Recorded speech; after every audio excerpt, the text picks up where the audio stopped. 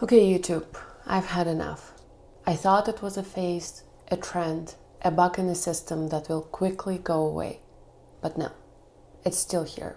So I had to say something. You're saying that I should disappear for 6 months or even a year to come back unrecognizable. And that's the only way we can change our lives for the better. But I say, screw this. And here's why. First of all, the message that we have to disappear for a long period of time to change our lives put us in a waiting mode. We all start to wait for the magical one day when we save enough money to quit our jobs, the kids are older, economy is better, and things are a little bit more manageable so that everything and everybody can be left to function without us on autopilot. Spoiler alert, it will never happen. The conditions will never be perfect.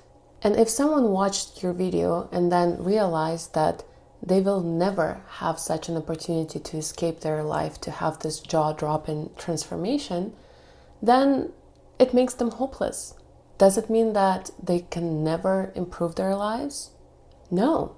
The only way to change our lives for the better is to do it inside the life that we already have, with all the jobs, all the kids, and the economy. If you manage to work on your goals during the difficult situations, then working on them when things get easier will be like a piece of cake.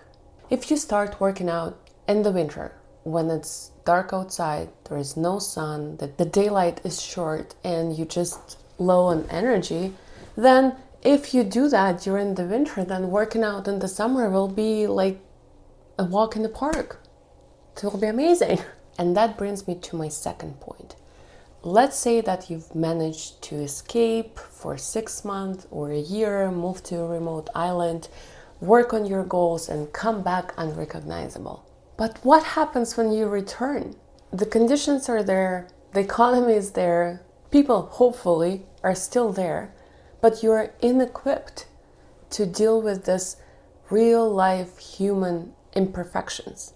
Then what do? Go back and become a hermit for the rest of your life? You will have to learn how to adapt your goals to fit inside your limiting conditions. By disappearing for a year, you just delayed this learning process.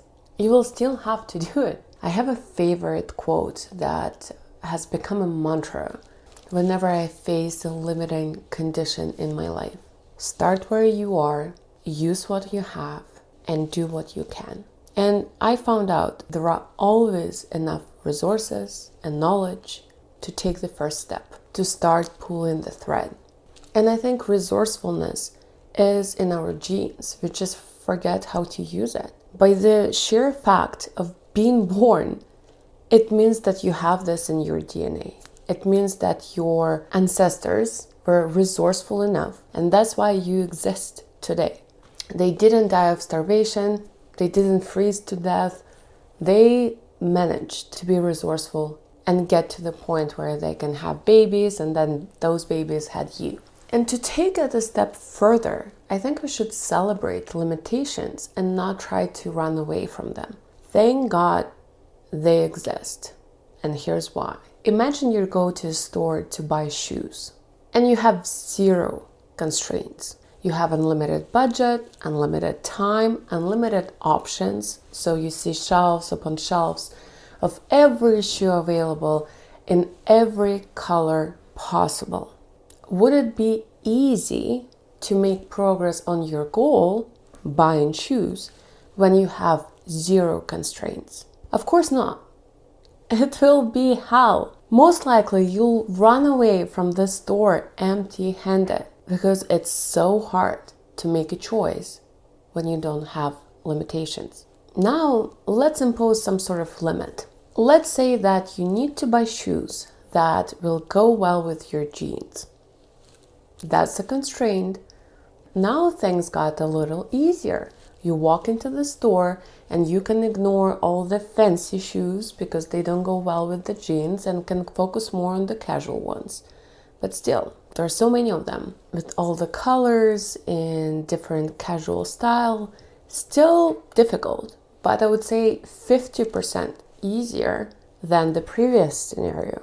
Now let's add another limitation. Let's say you want the shoes to be warm enough so that you can wear them in late fall and early spring. Great. That reduced the pool of available choices even further, and it made it easier for you to make a choice.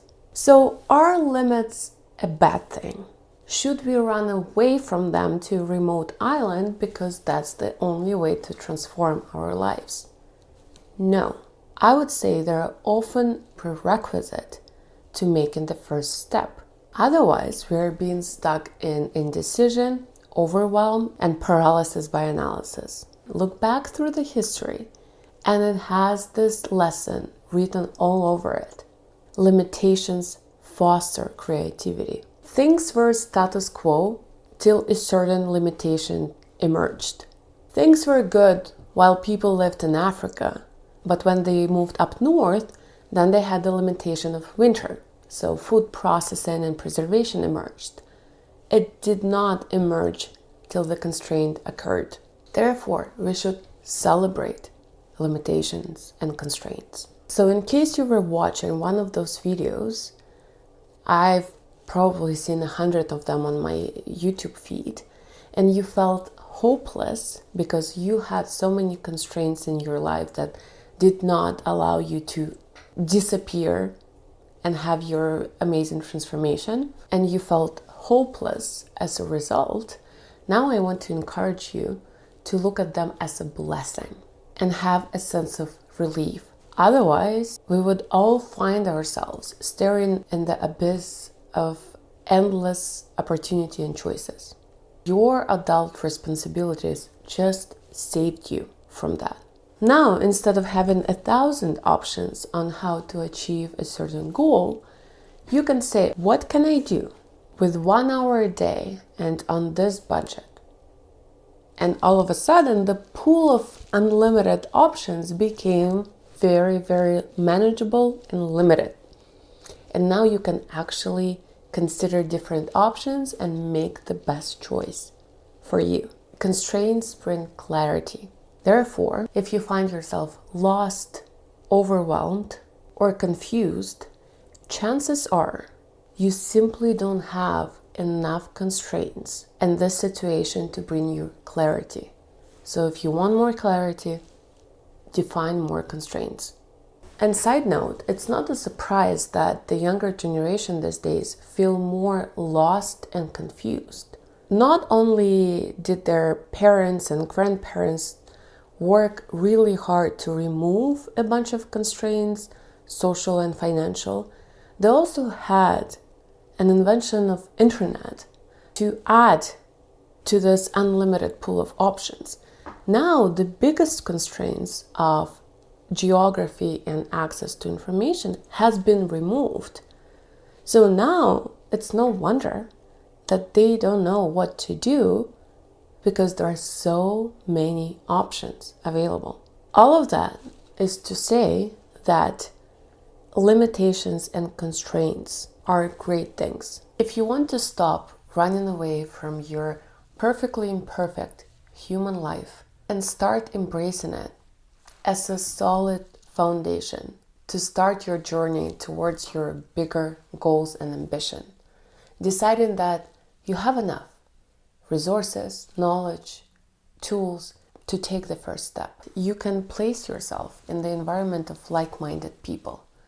Not some Instagram influencers who are showing you success and overnight transformation, but in the environment of real people like you with full-time jobs, families, kids, spouses, and other adult responsibilities, who decided not to wait for the magical one day when, but to take even the smallest step in the right direction. It's a place where we make resourcefulness cool again.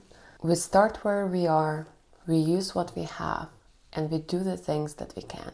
If you're interested to learn more, the link is in the description. I hope to see you inside. Cheers.